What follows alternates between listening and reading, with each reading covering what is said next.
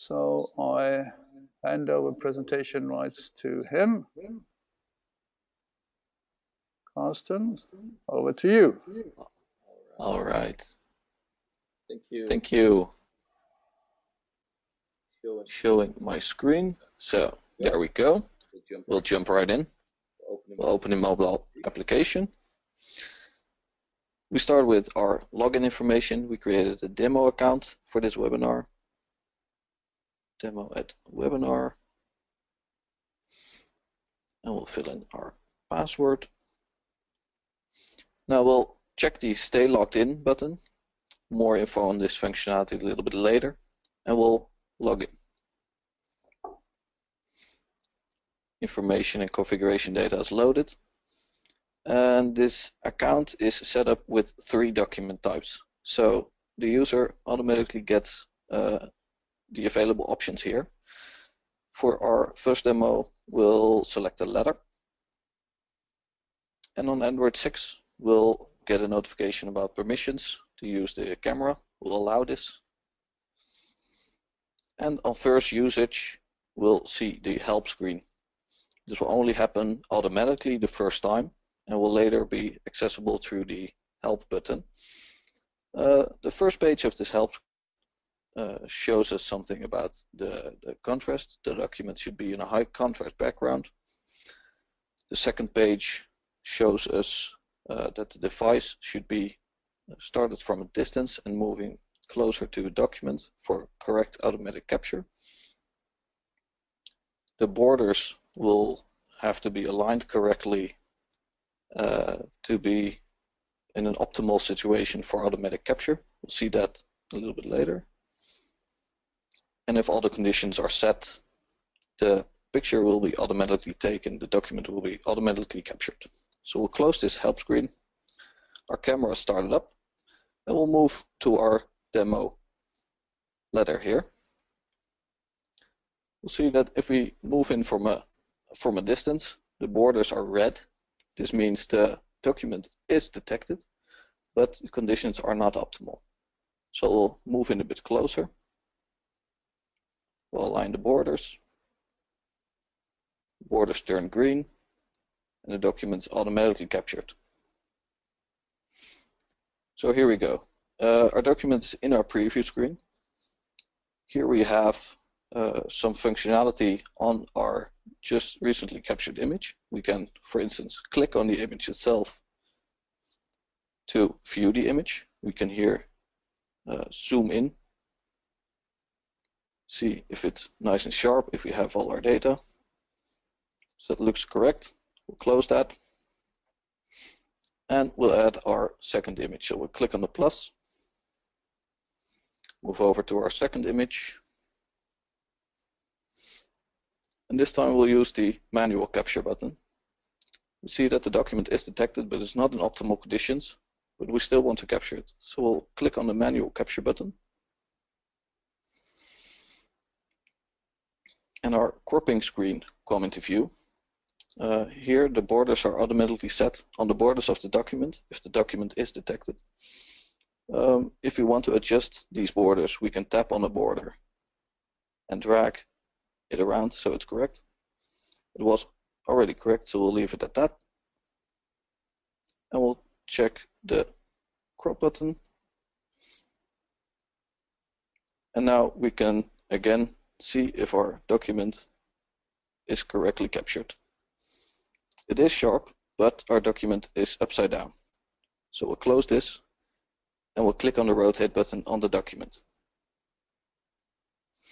So we'll tap it once to rotate 90 degrees. We'll tap it again to rotate another 90 degrees. We'll view it again. And now we see our second document is correctly aligned. We have more functionality in the capture screen. So we'll show that quickly. We'll click on the plus here. On the bottom bar, we have a flash button, so we can enable the flash. If we are in a dark environment, this can provide really clear images. We also have an import button. If we tap on the import button, we can select images which are captured earlier using the device's camera. So we'll do that now. Click on import. And here we see some documents we captured earlier. So we'll click on one. The document is selected and our crop view will come into play again. Borders are aligned automatically, and we'll click on the crop button. Image is being cropped and added to our preview. We can also switch these documents around to position them as we please. Now for this example, we don't want this last image, so we'll delete this last image by using the red X on the image. And it's gone again. So this is our letter. We have now correctly saved these two images, and we'll continue to our indexing screen. So we'll click on the next button. Here we can see our two images that we just captured. And now we see our two index fields which are required. We have a name and a date field. These index fields are also automatically validated here. So if you wish to continue right now, so we'll do that by clicking on the next button, we see that some field values are not valid. We can also see which fields aren't valid. So we'll click on the first field, the name, and here that the value is required. So we'll tap in our name here, and we'll tap on the date. A date picker comes up. We can select any date we want, but the date is fine. Click on OK, and we'll click on Next.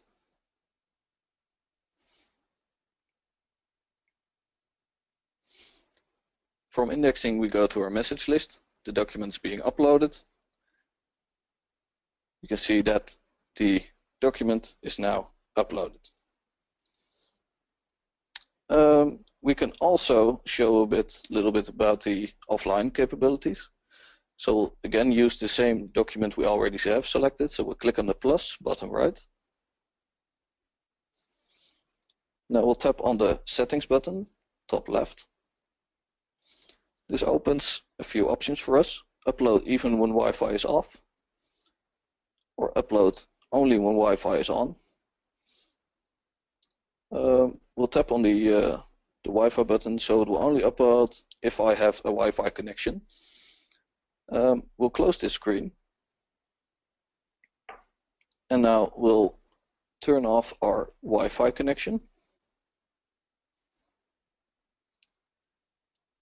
We'll capture this same page for this demo scenario.